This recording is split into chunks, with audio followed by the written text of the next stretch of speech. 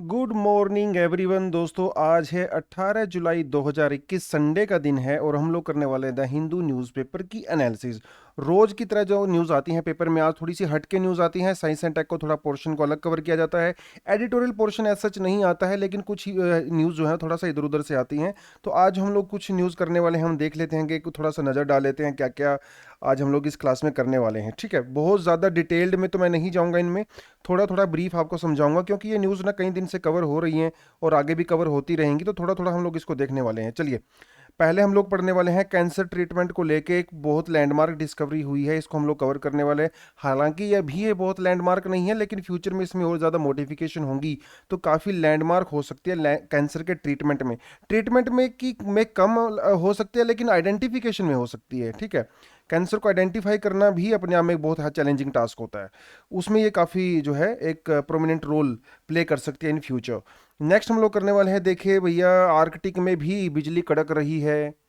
बादल तो गरज ही रहे हैं, बिजली भी कड़क रही है और बहुत जोरदार बिजली गिर रही है। और ये कोई नया आप कहते हो सर बिजली तो रोज ही गिरती है, कल भी मेरे यहाँ पे गिरी थी, है ना। अभी जयपुर में देखो कई लोग बिजली गिरने से मर गए, वो दो भाई वो सेल्फी ले रहे थे और भगवान ने उनकी सेल्फी ले ली, जो भगवान ने अपने फ्लैश मारा तो बेचारों दोनों की जान चली गई, है ना।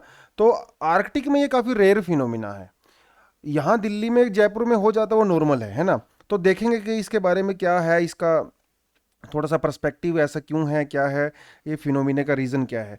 अगली जो देखिए, साउथ अफ्रीका में राइट्स हो रहे हैं, बहुत ही भयंकर राइट्स हो रहे हैं साउथ अफ्रीका में, और इंडियंस को भी यहाँ पे स्पेशली टारगेट किया जा रहा है, तो इस इशू को भी हम थोड़ा सा देखेंगे जीएस पेपर 2 से। अगली जो न्यूज़ हम लोग कवर करना है दैट वुड बी क्वाड। देखिए, पहले भी हम लोगों ने क्वाड पढ़ा है, जिसमें हम लोगों ने यूएसए, जापान, ऑस्ट्रेलिया और इंडिया के बारे में पढ़ा था, है ना। They are also Quad members, but that's a different kind of quad.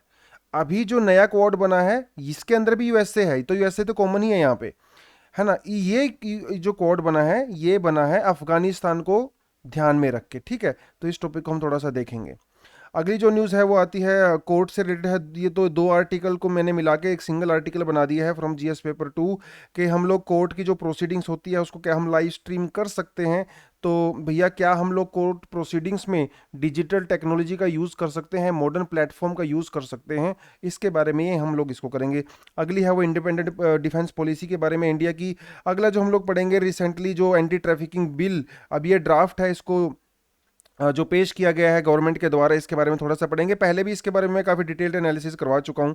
ठीक है, तो अगर आपने वो देखा ही होगा डेफिनेटली आपने। अगला ये एक एडिशनल न्यूज़ है, टाइम लगेगा तो इसको हम लोग करेंगे, अदरवाइज में बहुत ज़्यादा कुछ करने को है नहीं, क्योंकि पहले मैं नेपाल की पॉलिटिक्स के बारे में आपको करवा चुका हूँ। ठीक है, थोड़ा टाइम लगेगा तो इसको भी हम लोग कर लेंगे थोड़ा सा। चलिए जी, तो न्यूज़ स्टार्ट करते हैं। पहली न्यूज़ जो हम आर्कटिक से लेंगे।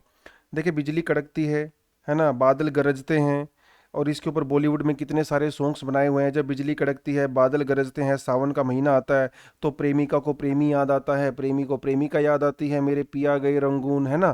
तो भैया वो दूसरों को याद करते हैं, लेकिन वो आप दिल्ली में याद करो, इंडिया में याद करो, चलता है ना। क्योंकि यहाँ पे बिजली कड़कना और बादल बादल गरजना वो आम सी बात है ना। आजकल तो गरज ही रहे हैं, आपको पता है, लेकिन ये फिनोमिना आर्कटिक में बहुत रेयर है, समझ रहे हो। हायर लैटिट्यूड्स पे, मतलब आर्कटिक सर्कल से ऊपर चले जाओ यहाँ पे, या अंटार्कटिक सर्कल में चले जाओ 66.5 के ऊपर और 66.5 के यहाँ नीचे, मतलब साउथ सदर्न हेमिस्फीयर में, यहाँ पे ये फिनोमिना बहुत ही ज़्यादा रेयर है, वेरी वेरी रेयर।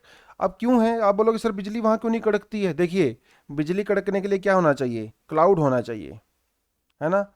क्लाउड होना चाहिए, और क्लाउड होने के लिए क्या होना चाहिए, मॉइस्चर होना चाहिए, और मॉइस्चर के लिए क्या होना चाहिए, हाई टेम्परेचर होना चाहिए। अबे हाई टेम्परेचर होगा तभी तो इवेपोरेशन होगा, इवेपोरेशन होगा तभी तो बादल बनेगा, और बादल बनेगा तभी तो बिजली कड़केगी, है ना। तो देखिए, जैसे मान लो ये क्लाउड है, तो क्लाउड बहुत बड़ा होता है ना। क्लाउड में अप ड्राफ्ट होता है और डाउन ड्राफ्ट होता है, मतलब क्लाउड से जो एयर होती है वो मॉइस्चर लेके ऊपर जाती है और ऊपर से नीचे आती रहती है। क्लाउड का जो ऊपर वाला हिस्सा होता है ना, यहाँ पे आइस क्रिस्टल्स होते हैं, और नीचे वाला हिस्सा होता है यहाँ पे जो है नॉर्मल आपकी जो है वाटर ड्रॉपलेट्स होती हैं। तो ये, और ये वाटर ड्रॉपलेट्स ऊपर जाती रहती हैं, ये जब ऊपर जाती हैं तो वो सॉलिडिफाई हो जाती हैं, और जो ऊपर से नीचे आती हैं आइस क्रिस्टल्स तो वो लिक्विफाई हो जाते हैं। तो ये पूरा प्रोसीजर चलता रहता है, ऊपर नीचे होता रहता है बादल के अंदर ना। अगर मैं बड़े बादल की बात करूं, जैसे क्यूमुलोनिम्बस क्लाउड्स की बात करूं, तो वो 2 किलोमीटर से स्टार्ट होकर जो है 12 किलोमीटर तक जा सकते हैं। तो देख सकते हैं आप 10 किलोमीटर का वर्टिकल एक्सटेंशन होता है भैया क्यूमुलोनिम्बस क्लाउड्स का। तो इस पूरी प्रोसीजर में ये क्या करते हैं, इनके अंदर जो चार्ज होते हैं ना, जो चार्ज होते हैं वो अपने आप को इस तरह से एडजस्ट करते हैं कि नेगेटिव चार्ज बॉटम में आ जाता है और पॉजिटिव चार्ज वो आ जाता है अपर वाले पोर्शन में क्लाउड के। और बीच में क्या होता है, बीच में एयर होती है, और एयर इंसुलेशन होता है ना, इंसुलेशन होता है, इसके अंदर तो चार्ज फ्लो नहीं कर सकते। लेकिन धीरे धीरे ये चार्ज इतने स्ट्रोंग हो जाते हैं कि वो इस इंसुलेशन को नेगलेक्ट कर देते हैं। और जब वो इंसुलेशन को नेगलेक्ट करते हैं तो क्या होता है, फिर वो पॉजिटिव और नेगेटिव आपस में मिलेगा तो क्या होगा, स्पार्क होगा। उसी स्पार्क को लाइटनिंग बोलते हैं। सिंपल सा प्रोसीजर है, हालांकि थोड़ा कॉम्प्लिकेटेड है, लेकिन मैंने आपको सिंपल से वे में बता दिया क्योंकि टॉपिक ये नहीं है। तो कहने का मतलब ये है कि ये लाइटनिंग, लाइटनिंग के लिए क्या होना चाहिए, क्लाउड होना चाहिए। अब आर्कटिक सर्कल में जाओ भैया, यहाँ तो टेम्परेचर बहुत लो रहता है, एक्सट्रीमली लो रहता है। जब इतना ज़्यादा टेम्परेचर कम रहेगा तो क्या आपको लगता है कि वहाँ पे इवेपोरेशन होगा? इवेपोरेशन भी नहीं होगा। इवेपोरेशन भी नहीं होगा तो क्लाउड भी नहीं बनेंगे, अगर क्लाउड भी नहीं बनेंगे तो लाइटनिंग भी नहीं होगा, है ना। तो ये सिंपल सी बात है। लेकिन अभी लाइटनिंग वहां पे एक्सपीरियंस की गई है। क्यों की गई है? क्योंकि वहां पे टेम्परेचर इंक्रीज हो रहा है, समझ रहे हो। और टेम्परेचर इंक्रीज क्यों हो रहा है? Because of climate change. तो आने वाले टाइम में जब और टेम्परेचर बढ़ेगा, जो यहाँ पे आर्कटिक सर्कल में, मतलब हमारे आर्कटिक वगैरह में जो बर्फ है वो पिघलेगी, और जो ओशियन फ्लोर है वो अनकवर हो जाएगा। तो आने वाले समय में इवेपोरेशन भी बढ़ेगा, क्लाउड फॉर्मेशन भी बढ़ेगा, और लाइटनिंग भी होगी। तो ये क्लाइमेट चेंज का एक बिल्कुल विजिबल सा एविडेंस है। जो लोग बोलते हैं ना क्लाइमेट चेंज नहीं है, नहीं है ना, बहुत विजिबल सा ये एक एग्जाम्पल है। मुझे याद है कि मिस्टर ट्रंप ने सीधा सीधा कहा था कि there is know climate change at all. तो जब लीडर्स क्लाइमेट चेंज को रिकग्नाइज ही नहीं करेंगे तो आपको क्या लगता है वो क्लाइमेट चेंज को एड्रेस करने के लिए स्टेप्स लेंगे? एक मुझे याद है एक 2 साल पहले की बात है, शायद यूट्यूब पे भी आपको मिल जाएगी। मोदी जी जो हैं वो स्टूडेंट को एड्रेस कर रहे थे ऑनलाइन, बहुत सारे देश से स्टूडेंट जुड़े थे। तो उसमें एक बच्ची ने सवाल पूछा था मोदी जी से कि Modi ji what do you think about climate change, क्या ग्लोबल वार्मिंग हो रही है? तो मोदी जी ने क्या कहा था पता है? मोदी जी ने कहा कि भैया क्लाइमेट चेंज नहीं हो रहा है, हम चेंज हो रहे हैं। ठीक है, आजकल हम लोग गर्म कपड़े पहनते हैं, अपने आप को बचा के रखते हैं, इसलिए हमें ज़्यादा ठंडी लगती है। एक्चुअल में ठंडी ज़्यादा नहीं है और गर्मी भी ज़्यादा नहीं है, हम लोग चेंज हो गए हैं इसलिए हमें लगता है। तो ये क्या है ना, वर्ल्ड लीडर क्या करते हैं ना, वो क्लाइमेट चेंज को रिकग्नाइज ही नहीं करते। अब जब क्लाइमेट चेंज को रिकग्नाइज ही नहीं करोगे भैया, स्टेप कहाँ से लोगे, है ना। तो थोड़ा सा सेंसिटिव होना चाहिए वर्ल्ड लीडर्स को। हो सकता है उन्होंने डिफरेंट कॉन्टेक्स्ट में बोला हो सकता है ट्रंप ने मिस्टर डिफरेंट कॉन्टेक्स्ट में बोला हो, दैट्स ए सेपरेट केस। लेकिन ये इस तरह की चीज़ें हैं, आपको हमें थोड़ा सेंसिटिव होना पड़ेगा। और क्लाइमेट चेंज वैसे भी यूपीएससी का फेवरेट टॉपिक में से एक आता है ना। तो आपका जो इकोलॉजी वाला सेक्शन है ना, जीएस पेपर 3 में, तो वहाँ से आप इसको कवर करोगे ही करोगे। ऊपर से जीएस पेपर 1 में जो है ज्योग्राफी वाले पोर्शन से भी इसको कवर करोगे। तो ये दोनों जगह से आपका हो जाता है। चलिए जी, तो क्लाइमेट चेंज के रिगार्डिंग अगर कोई क्वेश्चन आता है तो आप एग्जाम्पल में आर्कटिक वाला दे सकते हो एग्जाम्पल। अगली जो न्यूज़ आती है वो साउथ अफ्रीका से आती है भैया। बहुत भयंकर रायट्स हो रहे हैं, दंगे हो रहे हैं साउथ अफ्रीका के अंदर। हो क्यों रहे हैं? ये इस महोदय की वजह से। ये जो महोदय ना, ये वहाँ के प्रेसिडेंट थे भैया, जैकब जुमा इनका नाम है। अब जैकब जुमा जी के ऊपर जो है चार्ज लगे थे करप्शन वाले। ठीक है, अब करप्शन के जब चार्ज लगे थे, पुलिस इनको इन्वेस्टिगेट कर रही थी। जैसे ही पुलिस इनके घर जाती थी इन्वेस्टिगेशन करने के लिए, क्वेश्चन करने के लिए, भाग जाते थे। तो मतलब ये बहुत टाइम तक पुलिस को चकमा देते रहे, पुलिस के हाथ ही नहीं लगे। उसके बाद कोर्ट ने इनको साफ साफ बोला कि आप आइए, आप बयान दीजिए, आप इन्वेस्टिगेशन में पार्टिसिपेट कीजिए। तो ये भाई साहब आए नहीं। तो कोर्ट का कंटेम्प्ट किया इन्होंने। कोर्ट का कंटेम्प्ट का मतलब होता है जब कोर्ट कोई आपको ऑर्डर देता है उसको नहीं मानते हो, उसको फॉलो नहीं करते हो, that is the meaning of court of contempt. तो कोर्ट ऑफ कंटेम्प्ट का चार्ज लगा के इन भाई साहब के ऊपर जो है वहां के कोर्ट ने 15 महीने की जेल कर दी कि आप जाइए जेल में। अब इनके जो फॉलोवर थे वो हो गए गुस्सा। अब जब भैया गुस्सा आएगा तो आप एक्शन तो लोगे ही। स्पेशली ये देख रहे हो जगह, ये प्रिटोरिया यहाँ की कैपिटल है, और ये जोहन्सबर्ग, तो इसी एरिया से बिलोंग करते हैं ये भाई साहब जेकन जुबा। और यहाँ के जो कम्युनिटी हैं वो गुस्सा हो गई और उन्होंने तोड़ फोड़ मचाना शुरू कर दिया। अब शॉपिंग मॉल को लूट लिया, दुकानों को लूट लिया, व्हीकल्स में आग लगा दी, कहीं पे कुछ कर रहे हैं, कहीं पे कुछ कर रहे हैं, है ना। तो जिसको जो टीवी मिला, वॉशिंग मशीन मिला, आईफोन मिला, जो भी मिला मतलब लेके चले गए, आग वाग लगा दिया। तो ये हालत यहाँ पे काफ़ी ज़्यादा ख़राब है बिकॉज ऑफ दिस मैन, और ये काफ़ी ज़्यादा करप्शन वहाँ पे इन्वॉल्व था। अब यहाँ पे मैं टॉपिक आपको क्यों करा रहा हूँ, आप बोलेगे सर साउथ अफ्रीका मामला हमें क्या मतलब है। हमारे तो घर वालों ने बोला हुआ है, स्टूडेंट ने, टीचर्स ने बोला हुआ है कि दूसरे के पंगे में है ना आपने टांग नहीं अड़ानी है। तो मैं तो इसको ही फॉलो करता हूँ, है ना, कि दूसरों के झगड़े में टांग नहीं अड़ाया करते। लेकिन ये झगड़ा यार हमारे घर का झगड़ा भी है। आप आइसोलेशन में नहीं रह सकते हो ना, दुनिया जुड़ी हुई है आपस में। और अफ्रीका के साथ तो हमारे बहुत पुराने रिलेशनशिप हैं, गांधी जी के समय से। गांधी जी कितने साल अफ्रीका में रहे, और अफ्रीका में 10 लाख से ज्यादा इंडियन पॉपुलेशन है आज के समय में। मतलब जो पहले लोग इंडियन वहां पे गए हुए थे, जो आज जाते हैं काम वाम करने के लिए।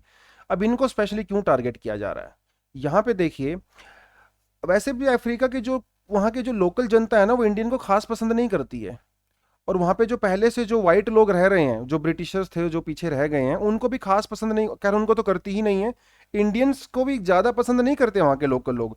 क्योंकि वो लोग इंडियंस के ऊपर जो है उनका एलिगेशंस लगाते हैं कि इंडियन जो है वो रेशियल डिस्क्रिमिनेशन करते हैं against black community in south Africa. पहली बात तो ये। दूसरी बात ये कि भैया सहारनपुर से गुप्ता जी गए थे। सहारनपुर तो आपको पता ही है ना, यूपी के अंदर है। 1990s में सहारनपुर से 3 भाई गए थे, अतुल, अरुण, पता नहीं क्या नाम है उनके तीनों के, एनीवेज वो बात नहीं है। तो गुप्ता जी हैं, वहां पे गए, उन्होंने बड़ा बिजनेस सेटअप किया। पहले वो कंप्यूटर वम्प्यूटर बनाते थे, बिजनेस सेटअप किया। आज के समय में वो साउथ अफ्रीका के सबसे रिचेस्ट पर्सन में से हैं। और वो जेकब जुमा के बहुत ज़्यादा क्लोज हैं। और इनके कई सारे मंत्रियों को उन्होंने खरीद रखा है। और जेकब जुमा की जेब में पैसा भर के वो अपने हिसाब से वहां पे मंत्रियों को बनवाते थे। करप्टेड है बहुत ज्यादा। तो जेकब जुमा जी के ऊपर जब केस लगे तो वो गुप्ता ब्रदर्स वो भी टारगेट पे आ गए। अब देखिए, इनका नाम है जुमा और उनका नाम है गुप्ता, इनको जोड़ के जो है बनता है जुप्ता। ये साउथ अफ्रीका के अंदर बोला जाता है, जुप्ता मतलब करप्शन। ठीक है, तो जुमा और गुप्ता। तो जब इनके ऊपर सिकंजा कसा तो गुप्ता फैमिली तो समझदार है, भाग के चले गए दुबई। अपना बिजनेस बिजनेस समेटा, थोड़ा बहुत जितना समेट सकते थे, अभी दुबई में भाग गए हैं। तो जैसे ही वो साउथ अफ्रीका में आएंगे तो डेफिनेटली उनको भी अरेस्ट किया जाएगा। तो ये पूरे का पूरा मामला है। तो कहीं ना कहीं इंडियन के लिए भी वहाँ पे अच्छी फीलिंग नहीं है लोगों की, तो इसलिए इंडियन लोगों के बिजनेस वगैरह भी लूटे जा रहे हैं। तो वो सारी की सारी चीज़ें हैं। और इंडियन गवर्नमेंट ने जो है, साउथ अफ्रीका की गवर्नमेंट जो प्रेजेंट गवर्नमेंट है, उनको बोला है कि इंडियंस को प्रोटेक्ट कीजिए, इंडियन जो बिजनेस है उनको आप प्रोटेक्ट कीजिए। ठीक है, तो वो सारे का सारा मामला यहाँ पे फंसता है। अगली जो न्यूज आती है वो आती है क्वाड से। क्वाड का मतलब होता है क्वाड्रिलेटरल। एक होता है यूनिलेटरल जिसमें एक आदमी होता है, एक होता है बाइलेटरल जिसमें 2 पार्टी होती हैं, एक होता है ट्राइलेटरल जिसमें 3 पार्टी होती हैं, एक होता है क्वाड्रिलेटरल जिसमें 4 पार्टी होती हैं। ठीक है, क्वाड्रिलेटर ट्राइंगल क्वाड्रिलेटर भी होता था ना ऐसे, जिसमें कि 4 आर्म्स होती थी, क्वाड्रिलेटरल है ना, क्वाड्रिलेटरल होता है ये। तो जी भैया, एक क्वाड्रिलेटर तो आपने सुना होगा पहले से ही, जिसमें हम लोग इंडो पैसिफिक की बात करते हैं, है ना, वो तो आपने सुना ही होगा। देखिए, इंडो पैसिफिक मतलब ये आपका यहाँ पे पैसिफिक ओशियन है। ठीक है, और यहाँ पे इंडियन ओशियन है, इसको कहा जाता है इंडो पैसिफिक। ठीक है, इसमें जो आपने ऑस्ट्रेलिया, जापान, इंडिया और यूएसए, ये 4 मेंबर हैं। लेकिन ये क्वाड वो नहीं है, ये क्वाड दूसरा है। आप सभी को पता है कि अफगानिस्तान से जो है यू नाटो और यूएसए की जो फोर्सेस थी वो चली गई वापस, है ना। 20 साल के बाद झक मार के, हाथ में कुछ लगा नहीं, 1 ट्रिलियन से ज़्यादा डॉलर खर्चा कर दिया और बहुत सारे लोगों को मार दिया और खुद भी मर गए। अभी जा रहे हैं वापस। ठीक है, तो वापस तो जा रहे हैं, लेकिन यार अफगानिस्तान में सिचुएशन काफ़ी बिगड़ गई है, क्योंकि तालिबान ने यहाँ पे अभी काफ़ी ज़्यादा 80% के लगभग टेरिटरी के ऊपर कब्जा कर लिया है। तो ये अमेरिका चाहता है कि अफगानिस्तान के ऊपर कहीं ना कहीं से नज़र रखे, और अफगानिस्तान के अंदर फ्यूचर में वो स्टेबिलिटी को इंश्योर करे, पीस को इंश्योर करे, क्योंकि ये काफ़ी जो सारा रीजन है, ये काफ़ी फ्रजाइल रीजन है। और एक बार यहाँ पे फंडामेंटलिस्ट या फिर टेररिस्ट लोगों का एक्सपेंशन होने लगा तो फिर वो रुकेगा नहीं। तो अभी अफगानिस्तान तक रुकने वाला नहीं है, वो पड़ोसियों में भी जा सकता है। ठीक है, तो इसीलिए यूएसए ने क्या किया, अभी 3 कंट्रीज को लेके ग्रुप बनाया है, जिसे कहा जाता है, अभी नया क्वाड बना है, जिसके अंदर पाकिस्तान है। ठीक है, पाकिस्तान है जिसके अंदर, उज्बेकिस्तान है जिसके अंदर, अफगानिस्तान है और अमेरिका है। इन 4 कंट्री ने मिलकर बनाए हैं ताकि यहाँ पे पीस और प्रोस्पेरिटी इंश्योर हो सके। और अगर फ्यूचर में तालिबान के साथ डील करना पड़े तो वो भी किया जा सकता है। ठीक है, तो ये सारे का सारा मामला है अफगानिस्तान, उज्बेकिस्तान, ठीक है, और पाकिस्तान और आपका यूएसए। ठीक है, आपको याद रहेगा ये। देखिए पाकिस्तान काफ़ी इंपॉर्टेंट प्लेयर है यहाँ पे, क्योंकि अफगानिस्तान में जो तालिबान है ना भैया, पाकिस्तान को काफ़ी ज़्यादा सपोर्ट है यहाँ पे। ये जो जगह देख रहे हो ना क्वेटा, कल भी मैंने आपको बताया था, इसे कहा जाता है क्वेटा शुरा। तालिबान के जितने भी बड़े बड़े लीडर हैं सबके बंगले क्वेटा में हैं। जब भी वो बीमार वगैरह होते हैं तो उनको बुखार होता है या उल्टी दस्त लगते हैं तो वो क्वेटा में आके अपना इलाज करवाते हैं। क्वेटा में लोग इतने ज़्यादा फॉलोवर हैं तालिबान के, इतने ज़्यादा फ़ैन हैं कि इनके लिए फंडिंग इकट्ठा करते हैं। अभी 2 दिन पहले क्वेटा के अंदर रैली निकाली थी, हज़ारों लोगों ने सड़कों पे आ गए थे तालिबान का झंडा लेके। तो काफ़ी सिचुएशन है यहाँ पे। तो पाकिस्तान का काफ़ी रोल है, तो इसलिए पाकिस्तान को तो लेना ज़रूरी था ही। अफगानिस्तान तो खैर है ही। अब बात यह है कि आप बोलोगे सर उन्होंने तुर्कमेनिस्तान को क्यों नहीं लिया, ताजिकिस्तान को क्यों नहीं लिया, किर्गिस्तान को क्यों नहीं लिया, उज्बेकिस्तान को ही क्यों लिया। देखिए यार सीधी सी बात है कि तो ताजिकिस्तान को तो नहीं ले सकते थे, क्योंकि ताजिकिस्तान के अंदर रशिया का काफ़ी ज़्यादा कंट्रोल है। ठीक है, समझ रहे हो आप। रशिया का यहाँ पे नेवल बेस है, आर्मी बेस है, अरे बहुत कुछ है रशिया, क्योंकि ये सारे के सारे कंट्री पहले रशिया का पार्ट हुआ करते थे। जितने भी स्थान है ना, किर्गिस्तान, तजाकिस्तान, उज्बेकिस्तान, सब भैया रशिया का पार्ट हुआ करते थे। तो रशिया के आज भी बहुत सारी फोर्सेस ताजिकिस्तान के अंदर हैं। इवन ताजिकिस्तान की सिक्योरिटी की रिस्पॉन्सिबिलिटी आज भी रशिया के हाथ में है। तो यहाँ तो अमेरिका नहीं कर सकता था, है ना। उज्बेकिस्तान में भी खैर रशिया का काफ़ी कंट्रोल है, but still Uzbekistan is much closer to USA. Turkmenistan को यूएसए पहले से ही पसंद नहीं करता, क्योंकि तुर्कमेनिस्तान के अंदर एक डिक्टेटर हैं, यहाँ पे डेमोक्रेसी है नहीं, तो यूएसए इसीलिए इसको पसंद करता नहीं है पहले से ही। ठीक है, तो वो सारे का सारा मामला है, इसी वजह से उन्होंने उज्बेकिस्तान को यहाँ पे चूज किया है। ठीक है, तो बस थोड़ा चीज़ आपको समझ में आनी चाहिए।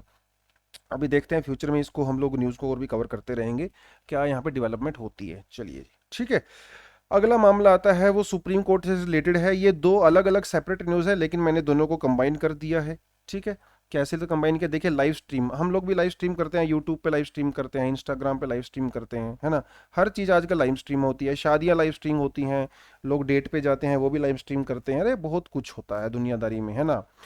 तो क्या हम लोग कोर्ट की स्ट्रीमिंग, कोर्ट में जो प्रोसीडिंग्स होती है उसको लाइव स्ट्रीम नहीं कर सकते हैं क्या। कई सारी यूरोपियन कंट्री में, अमेरिका में सुप्रीम कोर्ट की जो सुनवाई होती है, प्रोसीडिंग होती है, वो लाइव स्ट्रीम होती है, लोग एकदम मजा लेते हैं, बिग बॉस के जैसे लूटते हैं वहाँ पे मजा।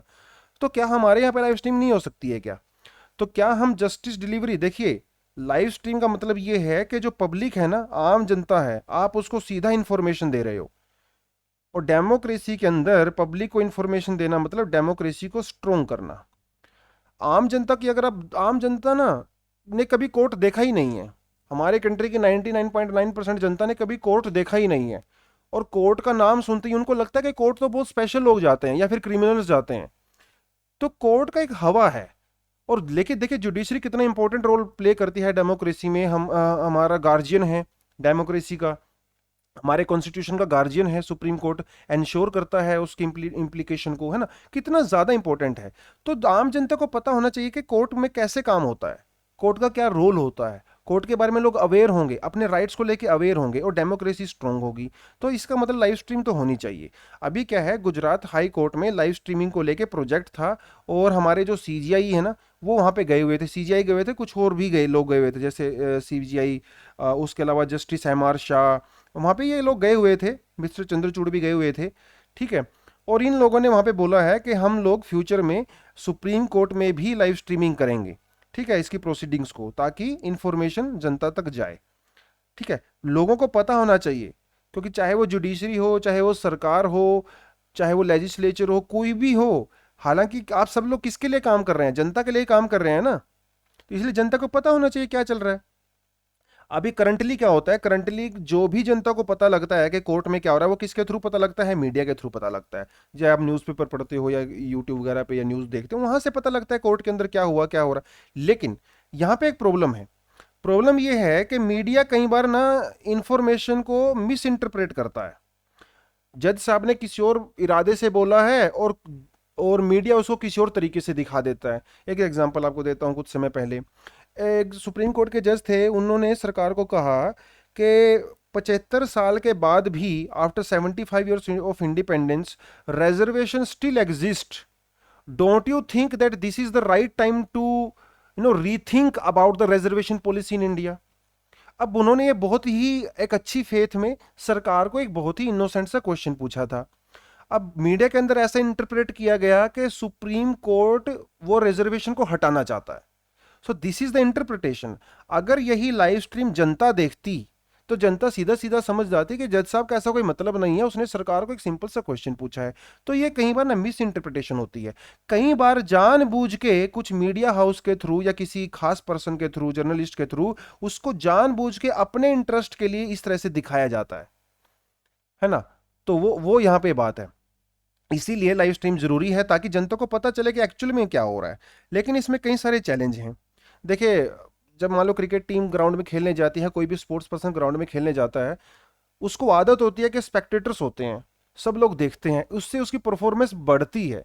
अगर ग्राउंड के अंदर स्पेक्टेटर्स नहीं होंगे ना तो उसकी परफॉर्मेंस गिर जाती है, उसका कॉन्फिडेंस लो हो जाता है। लेकिन जजेस साहब के लिए उल्टा है। जज लोगों को आदत नहीं है कि हजारों लाखों लोग उनको देख रहे हैं। हो सकता है कि जब उनको पता लगे कि लाइव स्ट्रीमिंग हो रही है वो थोड़ा कॉन्शियस हो जाएं और पब्लिक उनको ज्यादा स्क्रूटिनाइज करेगी। अभी तो देखिए जज साहब सुप्रीम कोर्ट में बैठे हैं, उनको किसी चीज का फियर नहीं है, लोग उनको उनकी हर मूवमेंट के ऊपर नजर नहीं रख रहे हैं, इसलिए वो आराम से चिल होके प्रोसीडिंग करते हैं। जब लाखों आंखें आपको देखेंगी, लाखों लोग आपको लाइव स्ट्रीमिंग देखेंगे, तो हो सकता है जज साहब थोड़ा नर्वस हो जाएं, उनके ऊपर इतनी स्क्रूटिनी रहेगी, हर चीज के ऊपर उनकी फोकस किया जाए, ऐसा हो सकता है ना। तो वो सारी के साथ मान लो हो सकता है कि कोई जज साहब, उन्होंने कोई हनुमान जी का लोकेट पहन रखा हो। अब जनता में कुछ लोगों ने उसको नोटिस कर लेंगे, अरे ये तो ऐसा आदमी है, ये तो ऐसा आदमी है, कुछ भी कर सकते हैं भैया, दो अलग तरह के लोग हैं। तो इतना स्क्रूटिनाइज हो जाएगा बहुत ज्यादा। तो इससे जज साहब जो है वो स्ट्रेस में आ सकते हैं, और जज अगर साहब स्ट्रेस में आएंगे तो हो सकता है इसका इंपैक्ट जो पूरे उस केस के ऊपर ही पड़ जाए। तो थोड़ी सी चैलेंज तो खैर यहाँ पे हैं, वो डाउट नहीं है। कहाँ चला गया हमारा। ठीक है, हाँ, तो थोड़े से चैलेंज तो हैं। लेकिन ठीक है, चैलेंज तो हर चीज़ में होते हैं। जब हम एग्जाम की तैयारी करने आते हैं हमारे पास भी बहुत चैलेंज होते हैं, धीरे धीरे चैलेंज को हम लोग दूर करते हैं ना। ये तो खबर हो गई ये वाली। दूसरी खबर आती है, ये भी कहीं ना ये सीजीआई से ही आती है। सीजीआई ने कहा है that court is the guardian of the democracy. ये एग्जाम में आपसे पूछेंगे क्वेश्चन, वो आपसे पूछेंगे which of the following is the guardian of democracy. उसमें आपको ये क्या देंगे, ऑप्शंस देंगे, बोलेंगे president of India, supreme court of India, उसमें देंगे आपको कि लेजिस्लेचर लेजिस्लेचर या आपको देंगे सीएजी कैग। आपको पता होना चाहिए guardian of democracy and guardian of the constitution is the court. यहीं से क्वेश्चन बनता है प्रीलिम्स में, और आप कंफ्यूज हो जाओगे मुझे पता है, क्योंकि अभी इंडिया सिंगापुर मीडिएशन समिट चल रहा था 2020 के अंदर, उसमें सीजीआई ने यह बात बोली है कि that judiciary is the guardian of the democracy. ऊपर से चंद्रचूड़ जी ने भी कुछ बोला है। चंद्रचूड़ जी तो भैया अपने आप में ही एक स्कूल है लो के। चंद्रचूड़ के जो फादर थे वो भी सीजीआई रहे हैं काफ़ी लंबे समय तक। इंडिया के सबसे लंबे टाइम तक जो है इनके चंद्रचूड़ के फादर हैं वो सीजीआई रहे हैं। चंद्रचूड़ जी ने अपने टेन्योर के दौरान बहुत सारे फैसले ऐसे किए जो उनके पिताजी के फैसलों के भी अगेंस्ट थे। बहुत शानदार जज हैं, बहुत बहुत शानदार। इन्होंने कहा है कि अगर सरकार, अगर कोई मेजिटोरियन टेंडेंसी है तो वो नहीं होनी चाहिए डेमोक्रेसी में। देखिए, मेजोरिटेरियन का मतलब, कई लोग ना डेमोक्रेसी को मेजोरिटेरियन से जो है वो कंफ्यूज हो जाते हैं। उनको लगता है डेमोक्रेसी का मतलब है मेजोरिटी, मतलब 100 लोग हैं, 100 लोग में से अगर 51 लोग यस बोल रहे हैं और 49 लोग अगर नो बोल रहे हैं तो यही काम होगा, इसका मतलब डेमोक्रेसी होती है। लेकिन ऐसा जरूरी नहीं है कि ये डेमोक्रेसी है, ये मेजोरिटेरियन भी हो सकता है।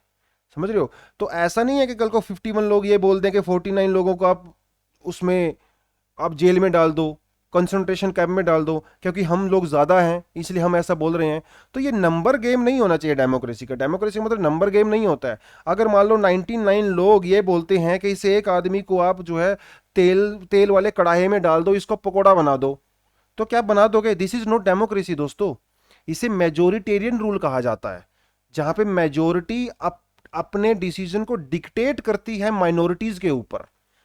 That is not democracy. Democracy का मतलब होता है जितनी जो भी मेजोरिटी है वो वहां पे सेफ फील करें और मेजोरिटी उनके ऊपर अपना हक ना जताए, उनके ऊपर डिक्टेटरशिप ना दिखाए, वो होता है। अब यहाँ पे मेजोरिटी माइनॉरिटी का मतलब सिर्फ रिलीजन नहीं है। माइनॉरिटी किसी भी तरीके की हो सकती है। वीमेन वो भी माइनॉरिटी हैं, है ना, माइनॉरिटी हैं। जो जो फिजिकली डिसेबल्ड लोग हैं वो भी माइनॉरिटी हैं, है ना। सिख जैन मुस्लिम्स ये सब माइनॉरिटी हैं।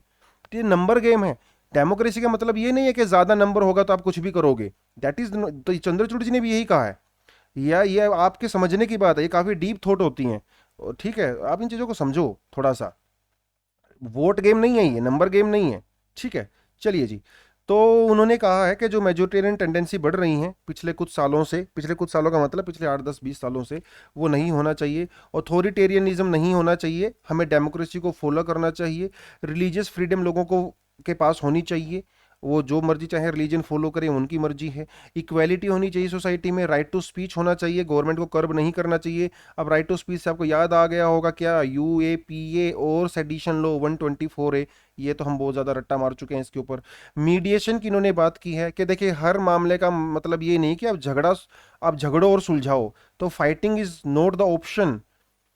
आप बातचीत करके भी तो झगड़े सुलझा सुलझा सकते हो। उन्होंने महाभारत का एग्जाम्पल दिया। महाभारत की लड़ाई से पहले महाभारत की लड़ाई से पहले कृष्ण जी थे, लॉर्ड कृष्ण, ये पांडवों के पास भी गए और कौरवों के पास भी गए, और लड़ाई सुलझाने के लिए इन्होंने काफी ज्यादा ट्राई किया। पहले तो बातचीत की ना, जब बातचीत फेल हो गई तो उसके बाद महाभारत हुआ था। तो इन्होंने इसका एग्जाम्पल देके बोला है कि देखिए लोगों को झगड़े सुलझाने से पहले ना बातचीत कर लेना चाहिए, लड़ाई जो है वो बहुत लास्ट ऑप्शन है, होना भी नहीं चाहिए एक्चुअली, ठीक है। और इन्होंने एक चीज़ और बोली कि हमारे देश में जो है 4.5 करोड़ के लगभग केस पेंडिंग पड़े हुए हैं। अब इस केस पेंडिंग का मतलब ये नहीं कि सारा का सारा जुडिशरी का ही कसूर है। कई बार ऐसा होता है कि केस डिले हो जाते हैं, कई बार ऐसा होता है लग्जरी लिटिगेशन, मतलब जिन लोगों के पास संसाधन होते हैं वो लोग क्या करते हैं, एक ही केस की ना कई कई सारी जो है वो फाइलें लगा देते हैं कोर्ट के अंदर। केस एक है लेकिन फाइलें लगा दी 10, तो ये तो 10 केस काउंट होंगे ना। इस मल्टीपल जो केस होते हैं ना, इसकी वजह से भी इतने सारे केस हैं। एक्चुअल में कंट्री में इतने केस नहीं है जितना हमें लगता है, ऐसा चंद्रचूड़ जी बोल रहे हैं, ठीक है। तो ये भी आपको समझने की जरूरत है। ये लग्जरी लिटिगेशन वाला पॉइंट आप लिख लीजिए कहीं नोटबुक में, क्योंकि ये ना काम आएगा आपके, लग्जरी लिटिगेशन। चलिए, अगली जो हम लोग बात करते हैं दैट इज थोड़ा सा पॉलिटिकल न्यूज़ है, लेकिन स्टिल मैंने पॉलिटिकल न्यूज़ को काटने की कोशिश की है यहाँ पे। अभी क्या है, अमित शाह जी गए हुए थे किसी सेरेमनी में, 18th investiture ceremony of the Border Security Force. Border Security Force आपको पता ही है, BSF, इसकी सेरेमनी में गए थे और इन्होंने कई बातें बोली हैं। इन्होंने बातें बोली हैं कि भैया बीजेपी की सरकार आने से पहले देश की जो डिफेंस पॉलिसी थी that was clubbed with the foreign policy, मतलब कंट्री की कोई इंडिपेंडेंट डिफेंस पॉलिसी नहीं थी, लेकिन 2004 के 14 के बाद इंडिपेंडेंट पॉलिसी बनाई गई है, जो कि अच्छी बात है, ठीक है। और देखिए जैसे कि हमेशा ही होता है, पॉलिटिकल लीडर जो भी होते हैं ना बड़ी बड़ी बातें करते हैं, तो यहाँ पे भी गए तो थे सेरेमनी में, लेकिन वो अपने आप को कंट्रोल कर नहीं पाए, अपने इमोशंस को, तो फिर वहाँ पे वो भाषणबाजी हो ही जाती है। हमारे नेता अपने आप को कंट्रोल कर नहीं पाते हैं, कहने लगे कि हमारे देश को कोई चैलेंज करेगा तो हम उसका मुंह तोड़ जवाब देंगे, चने उसको लोहे के चने चबवा देंगे, हम ये करेंगे वो करेंगे। देखिए वो तो सब नॉर्मल सी बात होती है, ठीक है। लेकिन जो मेन बात वो ये है कि BSF के पास ना नए नए चैलेंज आ रहे हैं। BSF का मतलब सिर्फ ये नहीं है कि वो सिक्योरिटी हमें प्रोवाइड कराता है, BSF जो ड्रग ट्रैफिकिंग का भी चैलेंज है उसके पास अभी, है ना, क्योंकि बॉर्डर से पाकिस्तान से समझ लिए, नेपाल से और बांग्लादेश से बहुत ह्यूमन ट्रैफिकिंग होता है, इंडिया में ड्रग ट्रैफिकिंग भी होता है, तो वो भी कंट्रोल BSF के हाथ में है। ये यहाँ पे बड़ी नई न्यूज़ है, ये जो ड्रोन अटैक हो रहे हैं ना आजकल, तो ये ड्रोन टेक्नोलॉजी एक नया चैलेंज है, सिक्योरिटी चैलेंज, है ना, पहले नहीं था, ये अभी है। तो DRDO कुछ टेक्नोलॉजी डेवलप करेगा, एंटी ड्रोन टेक्नोलॉजी, हो सकता है फ्यूचर में करे, ठीक है। रोबोटिक चैलेंज भी फ्यूचर में आएंगे। तो भैया आने वाले समय में जो लड़ाइयाँ होंगी ना, वो रोबोटिक लड़ाइयाँ होने वाली हैं, मशीनों वाली लड़ाइयाँ होने वाली हैं, ठीक है। वो जो पहले लड़ाइयाँ होती थी 20 50 साल पहले, वो लड़ाइयों का गेम चेंज हो गया है। तो जब लड़ाइयों का नेचर चेंज होगा वॉर का, तो डेफिनेटली हम लोगों को भी नई स्ट्रेटेजी यहाँ पे फॉलो करनी पड़ेगी। सोल्यूशन क्या हो सकता है, हैकाथन एक सोल्यूशन हो सकता है। हैकाथन का मतलब होता है कि जो हमारी कंट्री के अंदर जो स्टार्टअप्स होते हैं या जो यंग लोग होते हैं, आप इनको इनवाइट कीजिए जो टेक्नोलॉजी में इंटरेस्टेड होते हैं, ये आपको सोल्यूशन बताएंगे, नए नए स्टार्टअप करेंगे, नई नई खोज करेंगे, डिस्कवरी करेंगे, बढ़िया बढ़िया, है ना, उसका मतलब होता है हैकाथन। तो इस तरह के जो है लोगों को, सरकार को और DRDO को, इसरो को टाइम टू टाइम हैकाथन को इंडिया में ऑर्गेनाइज कराना चाहिए, ताकि जो यंग लोग हैं, जो इंजीनियर्स हैं, सॉफ्टवेयर इंजीनियर्स हैं, जो साइबर जो हैकिंग वगैरह करते हैं, लीगल हैकिंग वगैरह करते हैं, उन लोगों को आप इनवाइट कीजिए, वो नया नया सोल्यूशन आपको बताएंगे, टेक्नोलॉजिकल कैसे हम लोग डील कर सकते हैं चाइना वाइना को, है ना। वो सारे का सारा मामला यहाँ पे है। अगली जो है वो एंटी ट्रैफिकिंग बिल है भैया, ड्राफ्ट एंटी ट्रैफिकिंग इंडिया ने इंट्रोड्यूस किया है। इससे पहले 2018 में भी इंट्रोड्यूस किया गया था, लेकिन अपोजिशन ने बहुत ज़्यादा उसको अपोज कर दिया था, इसकी वजह से उसको हम लोग ने राज्यसभा में इंट्रोड्यूस नहीं किया था, तो उस समय पे वो लैप्स हो गया था। अभी 2021 में एक नया एंटी ट्रैफिकिंग बिल जो है वो सरकार ने अभी इंट्रोड्यूस किया है, मतलब उसको प्रपोज किया है। ठीक है, इसके अंदर जो कई सारे चेंज किए हैं, दो जो 2018 में नहीं थे। नई वाले में हम लोग क्या करने वाले हैं, डॉक्टर्स को भी इंक्लूड करेंगे, है ना, उसमें डिफेंस पर्सनल को भी इंक्लूड करेंगे, पैरामेडिकल स्टाफ को भी इंक्लूड करेंगे। ह्यूमन ट्रैफिकिंग वाले ऑफेंसेस में पहले 2018 में वाले में ये नहीं होते थे। ठीक है, उसके अलावा हम क्या करेंगे, हम लोग जो है पेनल्टी हम लोगों ने बढ़ा दिया है। पहले 3 साल की सजा होती थी, अब 5 साल की कर दी गई है ना। अभी लाइफ इंप्रिजनमेंट भी कर दिया गया है, और अगर कोई एक्सट्रीम केस होता है तो डेथ पेनल्टी भी कर दी गई है। तो कई सारी चीजें चीजें जो है हम लोगों ने यहाँ पे चेंज कर दी हैं। एक मामला जो यहाँ पे फंसता है वो ये है कि हम लोगों ने एक्सप्लॉयटेशन को अभी प्रॉपरली डिफाइन कर दिया है। पहले एक्सप्लॉयटेशन को डिफाइन नहीं था प्रॉपरली, थोड़ा बहुत डिफाइन था, लेकिन वो टर्म काफी कंफ्यूजिंग थी। अभी सरकार ने इसमें क्या किया, एक्सप्लॉयटेशन के अंदर प्रोस्टिट्यूशन को भी इंक्लूड कर दिया और पोर्नोग्राफी को भी इंक्लूड कर दिया। पहले ये इंक्लूड नहीं थे। अब देखिए यहाँ पे मामला फंसेगा, इसको ध्यान रखना इस पॉइंट को। Right now prostitution and pornography are also included in new bill. मतलब अगर कोई पोर्नोग्राफी में इंक्लूडेड है और प्रोस्टिट्यूशन में इंक्लूडेड है, तो बाय डिफॉल्ट मान लिया जाता है कि उनका एक्सप्लॉयटेशन हो रहा है, that is under the new bill. इसको थोड़ा ध्यान रखना। पहले सिर्फ मेल और फीमेल होते थे, अभी ट्रांसजेंडर को भी इंक्लूड कर दिया है। This is a welcome change. ठीक है, और नेशनल इन्वेस्टिगेशन एजेंसी एक जो नोडल एजेंसी होगी, जो इन्वेस्टिगेशन करेगी और सारी दूसरी एजेंसी के साथ कोऑर्डिनेट करेगी। तो अभी जो है नेशनल इन्वेस्टिगेशन एजेंसी को ये पूरा भार इस वक्त दे दिया है, रिस्पॉन्सिबिलिटी। ठीक है, अभी आपको थोड़ा मैं बताऊंगा, इसमें बने रहिए। नेशनल इन्वेस्टिगेशन एजेंसी जो है 2008 में, आपको पता है क्या हुआ था, 26/11 का अटैक हुआ था ना, जब हम वो ताज वगैरह पे अटैक हुआ था, उस समय पे इसको एस्टेब्लिश किया गया था। ये इन्वेस्टिगेशन एजेंसी है इंडिया की, बहुत ही ज़्यादा मॉडर्न है, एकदम फोरेंसिक एस्टेब्लिशमेंट है इसकी। और भैया ये नौसाद और सीआईए रशिया से जाके ट्रेनिंग लेते हैं, इसके जो ऑफिसर्स होते हैं।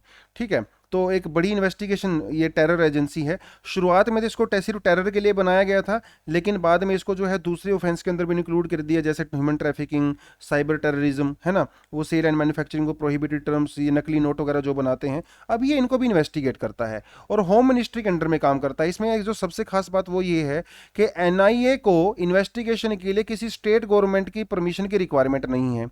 ठीक है, it can investigate all the cases without the request और without the permission of state governments. ठीक है, यहां पे ये बड़ा मामला फंसता है।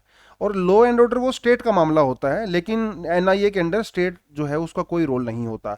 अब देखिए मामला तो ये एनआईए के बारे में तो थोड़ा सा मैंने आपको वैसे ही बता दिया, लेकिन मामला यहाँ पे ह्यूमन ट्रैफिकिंग का है।